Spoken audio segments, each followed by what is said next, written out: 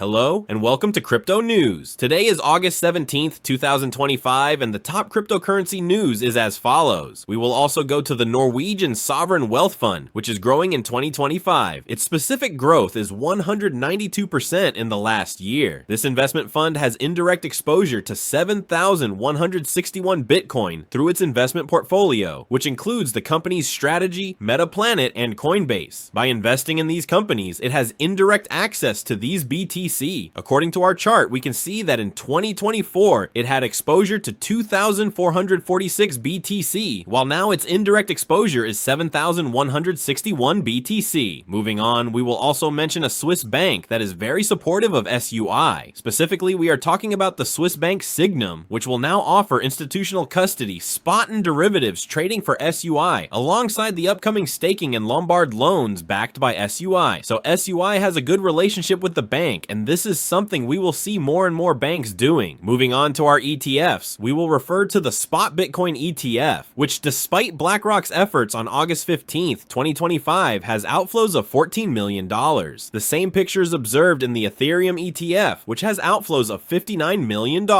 However, despite these numbers, the Spot Bitcoin and Ethereum ETFs together broke a new record and recorded a trading volume of $40 billion, the largest volume in their history. As you can see, there is a lot of institutional interest in the Bitcoin and Ethereum ETFs. Continuing with ETFs, Grayscale wants to convert its own Dogecoin trust, which has a market cap of $2.5 million, into a spot ETF. For this reason, it has filed a request with the U.S. Securities and Exchange Commission, SEC.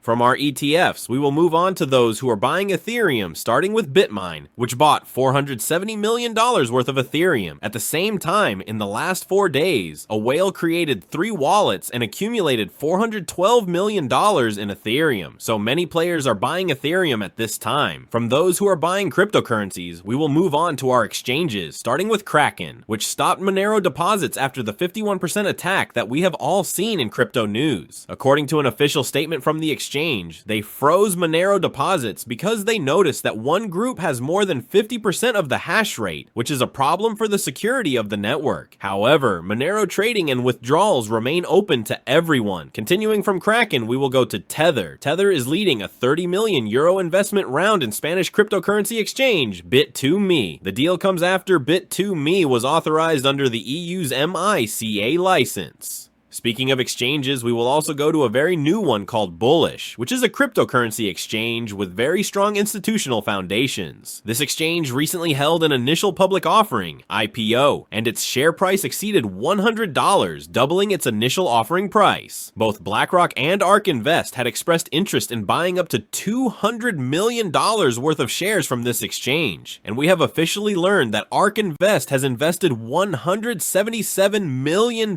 in Bullish shares after the initial public offering. BlackRock has yet to disclose its position. Continuing from our exchanges, we will look at our stablecoins, starting with Paxos, which is following in the footsteps of Circle and Ripple and has also filed for banking license. Paxos is applying for a banking license, as it wants to become a bank in America. At the same time, we learn that it is settling with the New York regulator for $48.5 million regarding its partnership with Binance. Paxos was essentially the one that created Binance's former stablecoin and was also the custodian of that currency. However, the New York regulators and the U.S. Securities and Exchange Commission, if I remember correctly, accused it of engaging in illegal activities. For this reason, they stopped issuing this particular stablecoin and Binance abandoned it. Let's also note that the New York regulators had accused Paxos of lack of supervision and violation of anti-money laundering regulations, but now the situation seems to have been resolved. And for the latest news of the day, millionaire Adam Weitzman bought more than 5,000 NFTs directly from Yuga Labs. This particular man bought several NFTs for an undisclosed amount, and as he officially stated, his goal is to make a long-term investment in Yuga Labs to support them in the metaverse project they are creating, called Otherside. That is why he made this very large purchase. Now, it is time to move on to our favorite cryptocurrency market. Bitcoin is at $117,000, with the price expected to move a little higher on Monday. One price prediction comes from the CEO of Canary Capital, who says that Bitcoin could reach up to $150,000 this year. However, he also states that Ethereum's rise will not last. According to him, Ethereum is not so attractive because it is considered an old network with outdated technology, while there are already newer networks on the market that are faster, safer, and more efficient overall. That is why he does not support Ethereum so much.